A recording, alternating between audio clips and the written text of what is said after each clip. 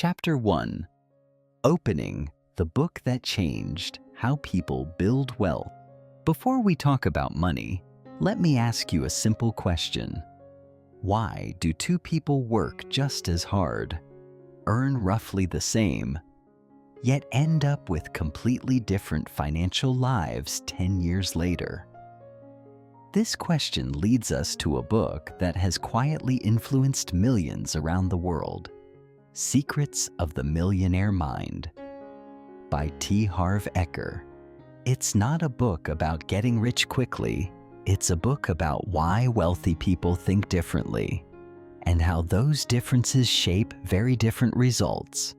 And inside this book is one idea so simple, yet so powerful that it changed how ordinary people manage money, the 6 jars money system. And today, we will explore why this idea might transform your next 20 years too. Chapter 2. Rich Minds versus Poor Minds. The Hidden Blueprint Behind Wealth. The book begins with a powerful idea. Every person carries a money blueprint, a set of beliefs formed in childhood, shaped by family, culture, and the repeated messages we absorbed without even realizing it. This blueprint quietly controls how we think about money, how we react to opportunities, and how we behave the moment income enters our life. And the author explains that the biggest difference between rich people and poor people is not luck, intelligence, or background. It is the blueprint guiding their decisions. Rich people believe they are responsible for their financial outcomes. Poor people believe life happens to them. Rich people look for possibilities. Poor people look for problems. Rich people focus on growth.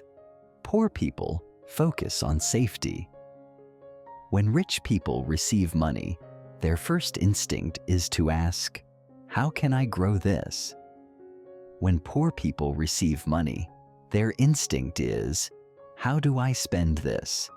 Or, "How do I catch up?"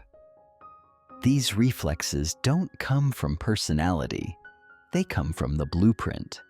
The author describes how wealthy individuals think in terms of expansion. They look for opportunities to learn, to invest, to create value. They understand that long-term vision matters more than short-term comfort. Meanwhile, people stuck in a poor mindset tend to focus on surviving the present moment. Their decisions are built around fear of loss, fear of risk, fear of change. And fear is the biggest enemy of wealth. What makes this blueprint so powerful is that it repeats itself. Thoughts become habits. Habits become actions. Actions create results. And over time, these results reinforce the original belief.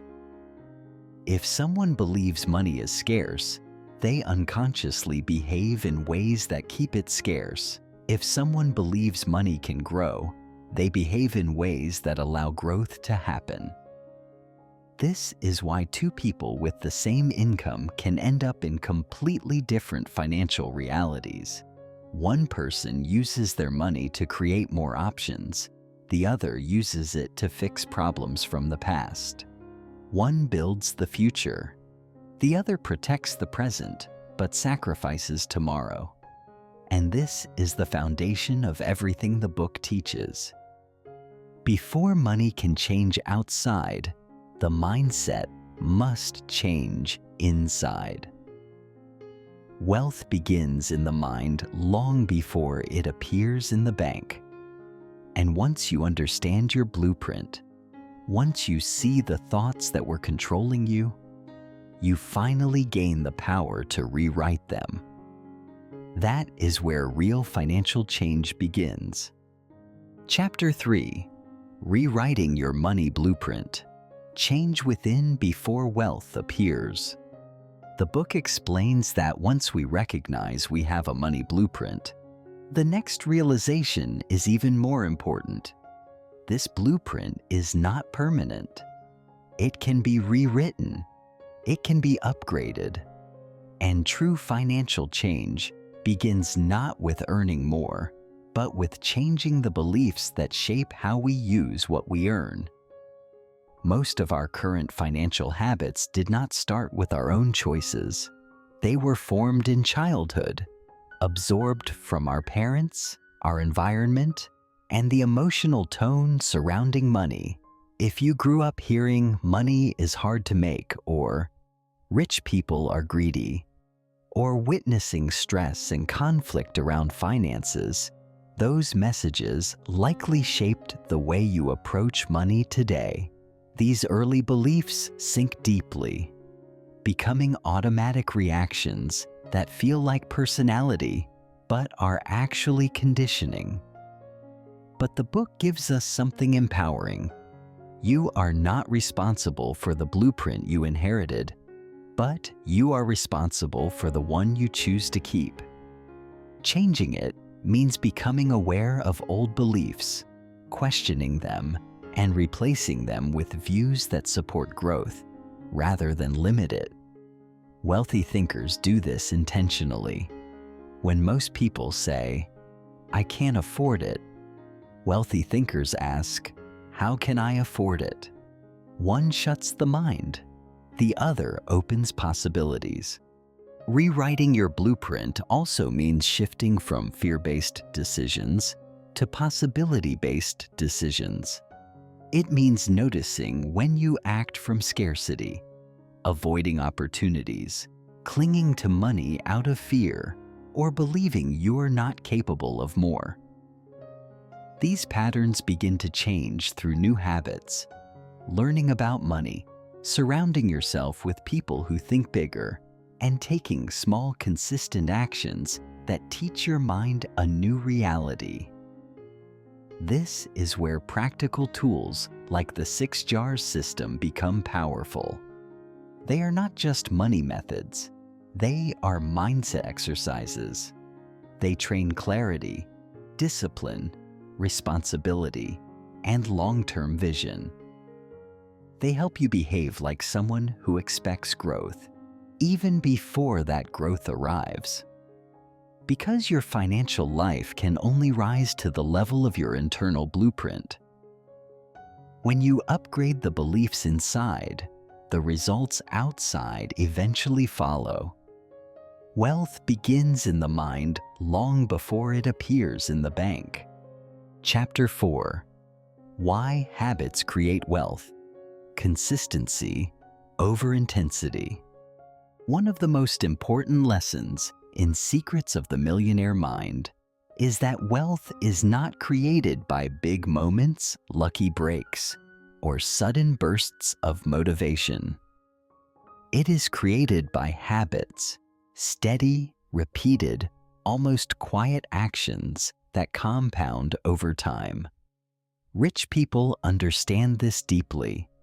They do not rely on intensity. They rely on consistency. They know that small decisions, repeated for years, shape a financial future far more powerful than any dramatic effort made once in a while. The book explains that poor and middle-class thinkers often depend on emotional energy.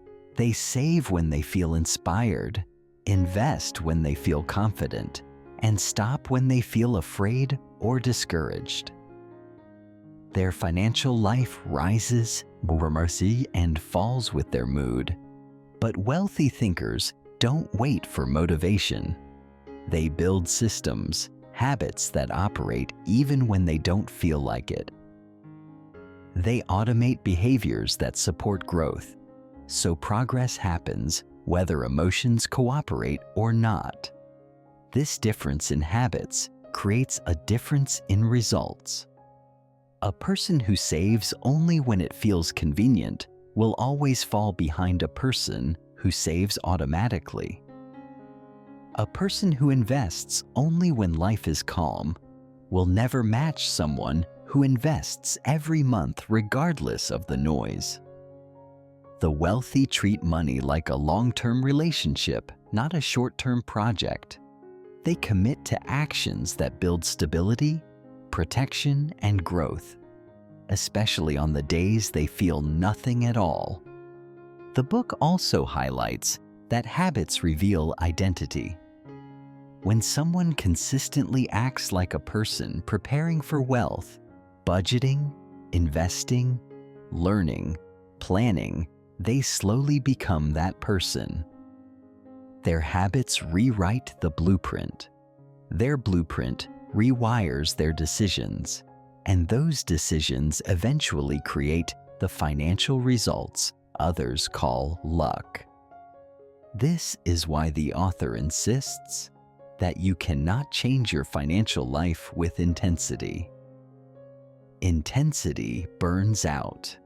Excitement fades. But routines, simple, repeatable, responsible routines, create a foundation that grows stronger each year. Wealth is not built in a moment. It is built in the moments you repeat. And this idea prepares us for the next part of the book. The tools that turn these habits into structure tools that make consistency easier than inconsistency. And among them, the most practical and life-changing is the 6 Jars Money System. Chapter 5. The 6 Jars System, a structure that supports wealth thinking. By the time the book introduces the 6 Jars System, the message is already clear. Mindset alone is not enough. Beliefs shape your actions, but actions must be repeated often enough to reshape your life. And this is exactly why the 6 jars exist. They are not a budgeting trick or a simple way to organize money. They are a structure designed to reinforce wealthy thinking through daily behavior. The idea is simple on the surface. Divide your income into 6 categories, each with its own purpose. But beneath the simplicity is a powerful psychological shift. Most people mix their entire financial life into one bank account. Needs, wants, dreams, responsibilities, everything blended together. And when everything is mixed, clarity disappears. Emotions take over. Decisions become reactive. Money moves without direction. The 6 Jars System breaks this pattern. It forces your money to have destinations. It builds boundaries that protect your future instead of letting today's impulses consume it. Each jar represents a part of a wealthy mindset: stability, growth, education, long-term vision, enjoyment, and contribution. These are not random categories. They are the exact areas wealthy thinkers manage intentionally, while poor thinkers ignore or avoid. The author explains that the greatest value of the 6 jars is not how much money goes into each jar, but the habit of dividing it, even if the amounts are small. The act of separating your money trains your brain to take control. You begin paying yourself first. Rather than letting life pull money away from you, you stop reacting to expenses and start directing your financial story. The jars also create emotional discipline. When money for enjoyment is placed in its own jar, you can enjoy life without guilt. When money for financial freedom is protected, you stop touching investments for short-term wants. When long-term goals have their own jar, your dreams stop being distant ideas and start becoming funded plans. In essence, the 6 Jars System transforms money from something chaotic into something intentional. It turns the wealthy mindset into a daily practice. And for many people, this is the first time their actions finally match the future they say they want. Chapter 6. The Necessity Jar. 55%. Controlling what eats your future. The first jar in the 6 jars system is the necessity jar, and it represents something most people underestimate. The simple truth that your daily life, if left uncontrolled, can quietly consume your entire future. This jar holds 55% of your income and is meant to cover the essential costs of living: your housing, your groceries, your utilities, your transportation, your insurance, the basic expenses required for life to function. But the book makes a critical point. These necessities must have a limit. They are not allowed to expand endlessly. Many people believe their financial struggles come from not earning enough. But often, the real issue is lifestyle inflation, the gradual, unnoticed rise in spending that grows faster than income. When what you call necessary keeps increasing, when comfort slowly becomes entitlement, when convenience becomes expectation, your financial foundation begins to crack. Money that should build your future gets swallowed by the present. This is why the necessity jar is capped at 55%. It is a boundary, not a punishment. It protects you from the silent expansion of costs that feel normal but are actually eroding your ability to grow. The book emphasizes that if your necessities are already above this percentage, you don't need to panic or force dramatic changes overnight. You simply begin observing. You start separating true needs from habits, from impulses, from emotional spending disguised as required. Awareness is the first correction. When people start managing this jar intentionally, something powerful happens. Their relationship with money becomes calmer. The fear of bills decreases because they finally know with clarity what life truly costs. Decisions shift from reactive to planned. Instead of chasing expenses, they begin controlling them. And this stability becomes the foundation for every other jar.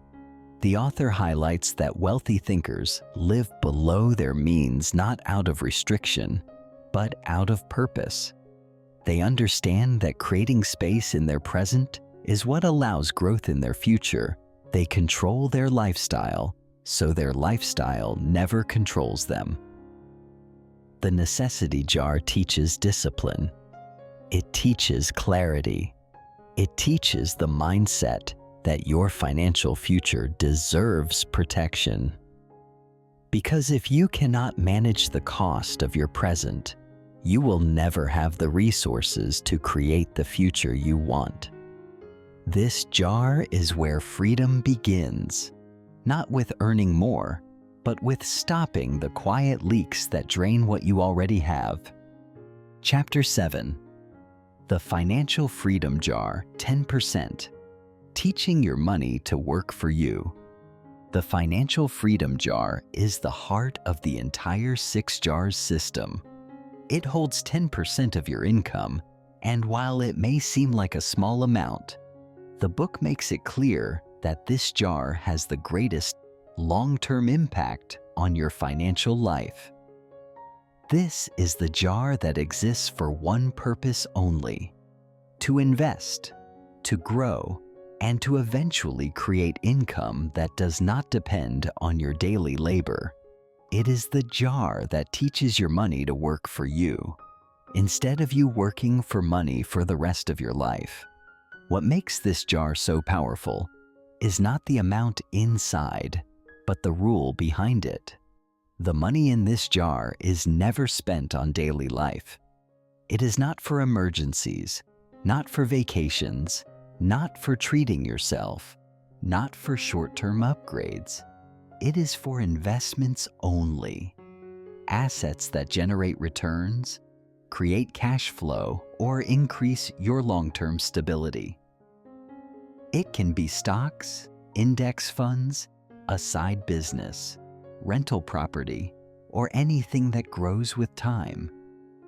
The point is not where you invest, but that you develop the habit of investing consistently, month after month, regardless of your emotions or circumstances. The book explains that people trapped in a poor or middle-class mindset rarely practice this. They wait for the right moment, telling themselves they'll invest once they earn more, once life is calmer, once expenses shrink. But life almost never gives that perfect moment. Responsibilities grow, unexpected events appear, and without a structure that forces you to invest, investing always gets pushed aside. Wealthy thinkers know this, which is why they build systems that make investing automatic and non-negotiable. And something remarkable happens when people start contributing to this jar, even in small amounts. Their mindset begins to shift. They stop seeing money only as something to spend and start seeing it as something to plant. Their decisions change, not from fear but from vision. They begin evaluating every dollar not by what it can buy today, but by what it can become in 10 or 20 years. This shift is subtle but life-changing because it moves your attention from survival to growth. The financial freedom jar is not about becoming rich quickly. It is about developing the discipline and identity of someone who expects their wealth to grow over time. It builds the habit of prioritizing your future self. And over years of consistent investing, this small jar becomes the foundation of financial independence. Because the moment your money starts working, your life finally gains the freedom to expand, explore, and choose a different path. Chapter 8. The Education Jar. 10%. Growing yourself before growing wealth. The education jar is one of the most underestimated parts of the 6 jars system.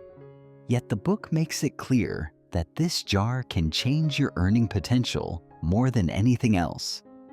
It holds 10% of your income, and its purpose is simple but profound: to invest in your own growth, not in stocks, not in property, not in financial markets, but in the one asset that determines the value of everything you touch: yourself.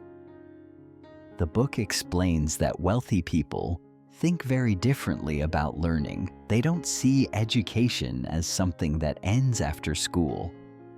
They see it as a lifelong strategy for increasing their ability to earn, to create, and to adapt.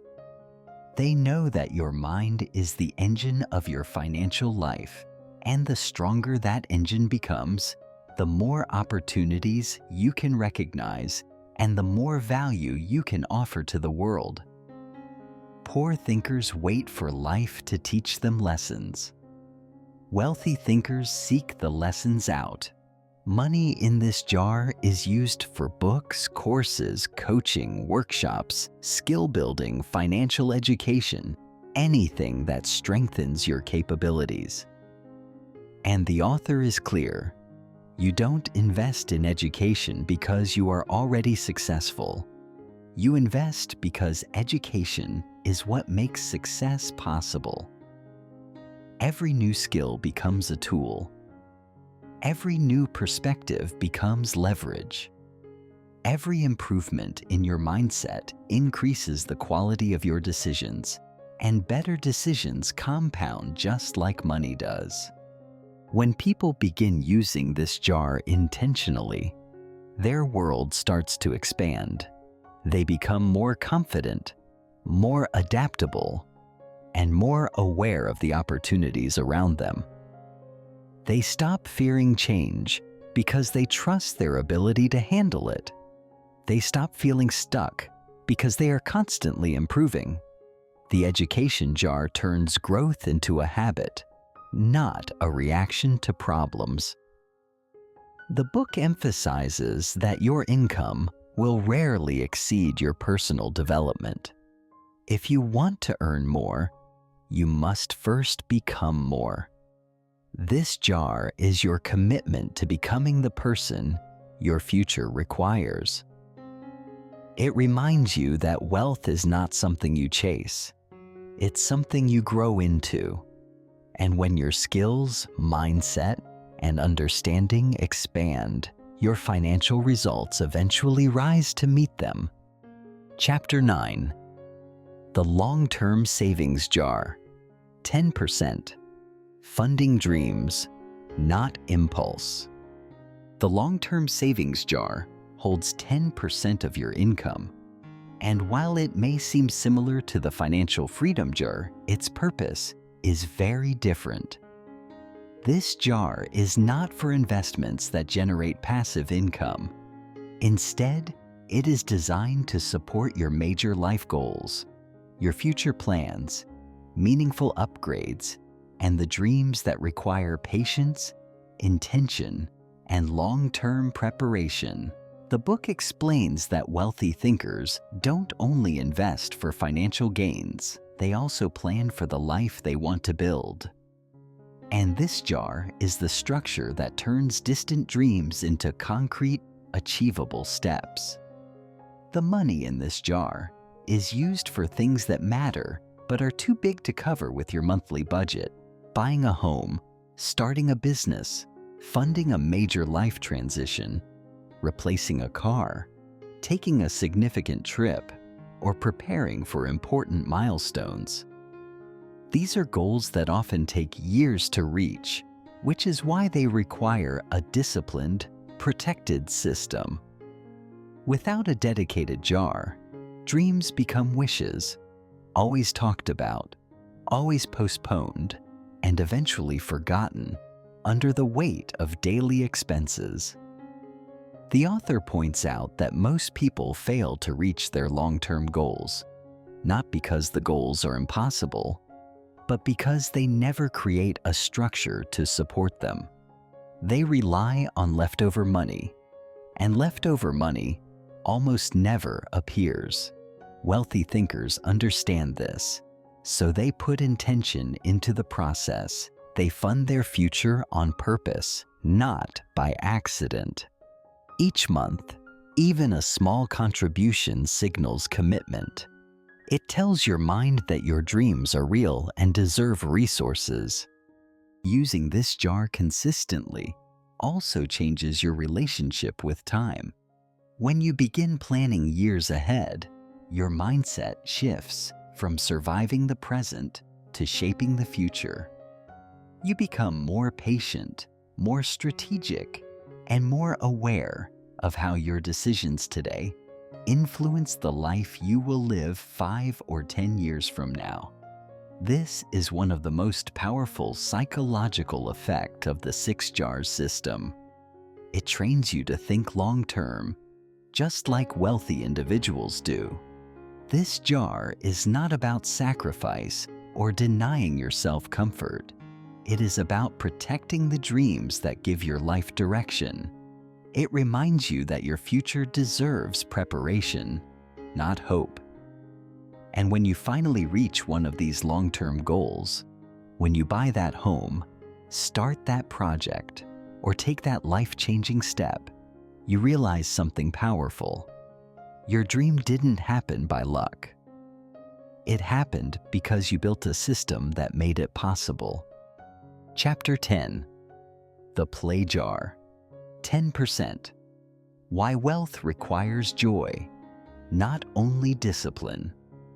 The play jar holds 10% of your income, and for many people, it is the most surprising part of the 6 jars system. At first, it seems unnecessary, even irresponsible. After all, if you want to build wealth, shouldn't every extra dollar go into savings or investments? But the book reveals a deeper truth. Financial success is not just about discipline, it's about sustainability. And no system is sustainable if it suffocates joy.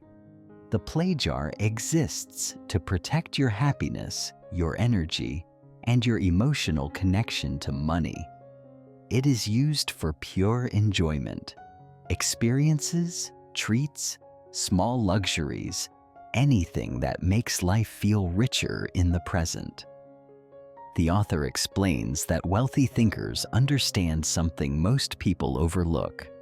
If you never allow yourself to enjoy the rewards of your effort, you will eventually sabotage your own progress.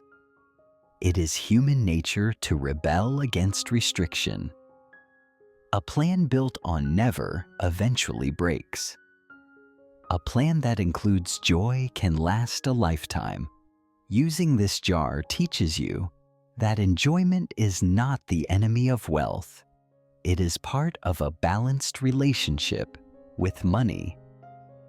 Many people fall into 2 extremes. They either overspend to escape stress or deny themselves completely in the name of discipline. Both extremes lead to burnout and emotional imbalance. The play jar provides a middle path. It gives you permission to enjoy life without guilt and without damaging your long-term goals. The book emphasizes that spending from this jar should feel intentional, not impulsive. It should remind you that life is not only about working, saving, and planning. It is also about feeling alive. When you use money from this jar, you reinforce the belief that financial growth does not require suffering. In fact, joy can strengthen discipline because it prevents resentment, fatigue, and the sense of deprivation that destroys long-term consistency. Something interesting happens once people begin using this jar properly. They become more motivated, more positive, and more emotionally connected to their financial journey. They stop fearing money and start building a healthier, more relaxed mindset around it. This emotional balance is one of the hidden reasons wealthy people stay committed to their financial habits. They don't feel trapped by them. The play jar is a reminder that wealth is not built by punishment or by denying yourself life's pleasures. It is built by alignment between discipline, purpose, and joy. When all 3 coexist, your financial journey becomes not just achievable, but enjoyable. Chapter 11. The Give Jar. 5%. The Wealth of Contribution and Gratitude.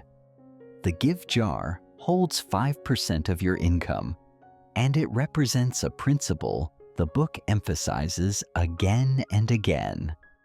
True wealth is not only measured by what you accumulate, but also by what you are willing to contribute. This jar is not about charity in the traditional sense. It is about cultivating abundance, gratitude, and a mindset that recognizes you already have enough to share. Wealthy thinkers understand that money flows where it is respected, appreciated, and circulated with intention. And giving is one of the strongest signals that you believe in abundance rather than scarcity. The book explains that people with a poor mindset often cling tightly to every dollar, not because they are greedy, but because they are afraid. They believe there is never enough, so they hold on out of fear of losing what little they have. But this fear creates a mental blockage. It shrinks your perception of possibility. It reinforces the belief that life is limited. Meanwhile, wealthy thinkers give not because they have excess, but because they understand that giving expands their sense of abundance and strengthens their connection to others. Money in this jar is used to help, support, uplift, or simply brighten another person's life. It can be donations, gifts, acts of kindness, or anything that brings value to someone else. The amount is small by design because the power of this jar is not in the size of the contribution, but in the habit of giving. It trains your mind to release fear. It teaches you that generosity does not make you weaker. It makes you stronger, more open, and more aligned with the flow of opportunities and goodwill that wealth naturally attracts. Using the give jar consistently creates a shift in how you view money. You stop seeing money only as survival and start seeing it as a tool for connection, meaning, and impact. It also softens the stress and pressure surrounding finances because giving reminds you that you are not alone in your journey. When you give, you step into a larger world, a world where value is shared, where support moves both ways, and where you are part of something bigger than your own financial goals. The book emphasizes that contribution is a universal principle of wealth. When you give, you affirm that there is enough. When you give, you remind yourself that you already possess something of value. And when you give, you strengthen the identity of someone who lives with purpose, gratitude, and abundance. The give jar is small in percentage, but powerful in meaning. It completes the 6 jars system by teaching you that wealth is not just about the life you build for yourself, but also the light you bring to the lives around you. Chapter 12. Putting it all together. Your money follows your mind. When we put the entire 6 jars system together, one message becomes unmistakably clear. Money doesn't shape your mind. Your mind shapes your money. Every jar is a reflection of a mindset, discipline, growth, vision, joy, contribution, stability. And when these habits work together, they create a financial life rooted not in chance or emotion, but in intention. Most people live reactively, responding to bills, stress, and uncertainty. But the 6 jars system shifts you into a life where your decisions are deliberate, your future is planned, and your identity begins to align with someone who expects their wealth to grow. The book teaches that wealth is not an event. It is not a moment you reach. It is a direction, a way of thinking, a set of consistent actions repeated long before the results appear. The jars train this mindset gently, day by day. They reshape your blueprint, strengthen your confidence, and help you build a relationship with money that feels grounded, healthy, and empowering. You learn to live below your means, to invest in your future, to grow your abilities, to honor your dreams, to enjoy your life, and to give back with gratitude.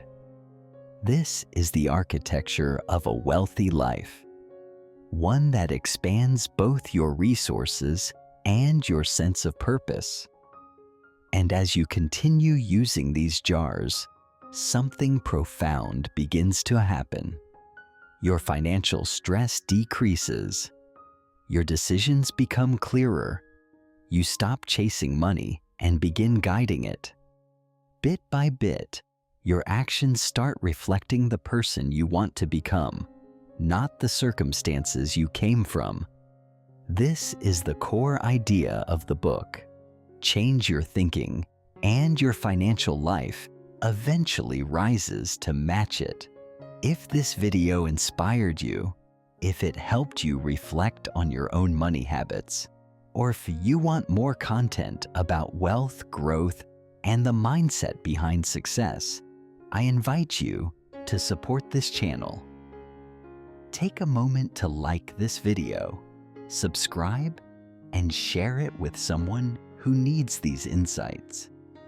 Together, we can grow Geezer, stronger and more intentional with our money and with our lives.